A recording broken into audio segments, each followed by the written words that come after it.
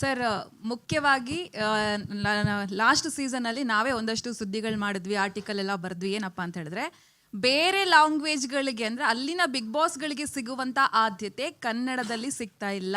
ಕನ್ನಡ ಭಾಷೆಗೆ ಏನೋ ಒಂಥರ ನೆಗ್ಲಿಜೆನ್ಸ್ ಕಾಣಿಸ್ಕೊಳ್ತಾ ಇದೆ ಅನ್ನೋ ಒಂದು ಚರ್ಚೆ ಆಯಿತು. ಅದು ಸುದೀಪ್ ಸರ್ ಮನಸ್ಸಿಗೆ ನೋವು ತಂದಿದೆ ಅನ್ನೋದು ಚರ್ಚೆ ಆಯಿತು ನಮಗೆ.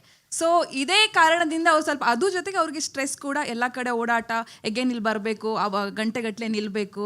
ಆದರೂ ಕೂಡ ನನ್ನ ಮಾತಿಗೆ ಎಲ್ಲೋ ಒಂದು ಕಡೆ ಇವ್ರು ಮಣೆ ಹಾಕ್ತಿಲ್ವಾ, ಕನ್ನಡಕ್ಕೆ ಜಾಸ್ತಿ ಆದ್ಯತೆ ಕೊಡಿ ಅನ್ನೋ ಒಂದು ರೀತಿ ಚರ್ಚೆ ಆದರೂ ಕೂಡ ಬೇರೆ ಅಂದರೆ ನಿಮ್ಮ ಉನ್ನತ ಮಟ್ಟದಲ್ಲಿರುವವರು ಇದಕ್ಕೆ ಕರೆಕ್ಟಾಗಿ ಏನು ಬೆಂಬಲಿಸಿಲ್ಲ ಅನ್ನೋ ಚರ್ಚೆ ಆಗಿದೆ. ನಿಜಾನ ಅಂತ ಹೇಳಿ ಅಂದರೆ ನಮಗೆ ಆದ್ಯತೆ ನಮ್ಮ ಕಡೆಯಿಂದ ಇಲ್ಲಿ ರೆವ್ಯೂನ್ಯೂ ಜಾಸ್ತಿ ಇದೆ, ಜಾಸ್ತಿ ಬಿಗ್ ಬಾಸ್ ನೋಡೋದು ಕನ್ನಡಿಗರು. ಸೊ ಆದರೂ ಕೂಡ ನಮ್ಗೆ ಇಲ್ಲಿ ಬೇಕಾದ ಸಲಹೆಗಳನ್ನು, ಸೂಚನೆಗಳನ್ನು, ಬೇಕಾದ ಸೌಕರ್ಯಗಳನ್ನು ಕೊಡಲ್ಲ ಅನ್ನೋದೊಂದು ಚರ್ಚೆ. ಹೌದಾ ಅಂತ ಹೇಳಿ ಅದು ಸರ್ ಮನಸ್ಸಿಗೆ ನೋವಾಗಿದೆ ಅನ್ನೋದು ಚರ್ಚೆ. ಇಲ್ಲ ಒಂದು ಶೋ ಮಾಡುವಾಗ ಆ ಮಾರ್ಕೆಟಿಗೆ ಏನೇನು ಬೇಕು ಅದನ್ನು ಕಂಪ್ಲೀಟನ್ನು ಹಾಕಲೇಬೇಕಾಗತ್ತೆ.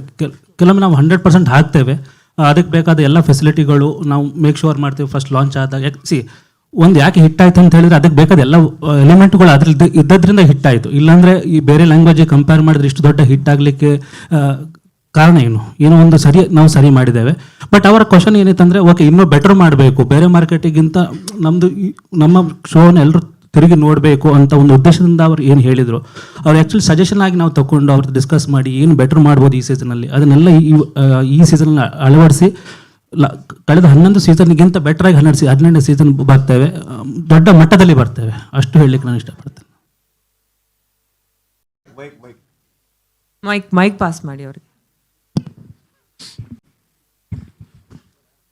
ಆ್ಯಕ್ಚುಲಿ ಬಿಗ್ ಬಾಸು ಅಕ್ಟೋಬರಲ್ಲಿ ಶುರು ಆಗ್ತಿತ್ತು, ಜನವರಿಗೆ ಎಂಡಿಂಗು ಆ ಒಂದು ಪ್ಲ್ಯಾನಿಂಗ್ ಎಲ್ಲಿತ್ತು, ಲಾಸ್ಟ್ ಕ್ವಾರ್ಟರ್ಗೆ ಪ್ಲ್ಯಾನ್ ಇತ್ತು.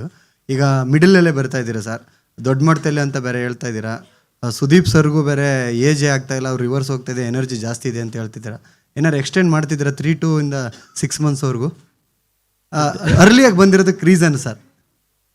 ಸದ್ಯಕ್ಕೆ ಏನು ಪ್ಲ್ಯಾನ್ ಇಲ್ಲ, ಯಾಕಂದರೆ ಅವರು ಮೂವಿ ಮಾಡಬೇಕು, ವರ್ಷಕ್ಕೆ 2 ಮೂವಿ ಮಾಡಬೇಕಂತ ಡಿಸೈಡ್ ಮಾಡಿದ್ದಾರೆ ಸರ್. ಆಲ್ರೆಡಿ ಬ್ಲೇಮ್ ಇದೆ ಬಿಗ್ ಬಾಸಿಂದ ಅವ್ರು ಮೂವಿ ಮಾಡ್ತಾ ಇಲ್ಲ ಅಂತ. ಪುನಃ ನಾವು 6 ತಿಂಗಳು ಮಾಡಿದರೆ ಮೂವಿ ಡಿಲೇ ಆಗುತ್ತೆ. ಇಲ್ಲ, ಸದ್ಯಕ್ಕೇನು ಪ್ಲ್ಯಾನ್ ಇಲ್ಲ. ಈ ರೆಗ್ಯುಲರ್ ಏನು ಬಿಗ್ ಬಾಸ್ ನಡೀತದೋ ಅದೇ ಡ್ಯೂರೇಷನ್ ನಡೀತದೆ. 12 ಯಾವಾಗ ನೋಡ್ಬೋದು ಸರ್? ಡೇಟ್ ನಾವು ಹೇಳ್ತೇವೆ, ಏನು ಡಿಸೈಡ್ ಆಗಿಲ್ಲ, ಡಿಸೈಡ್ ಆಗಬೇಕು.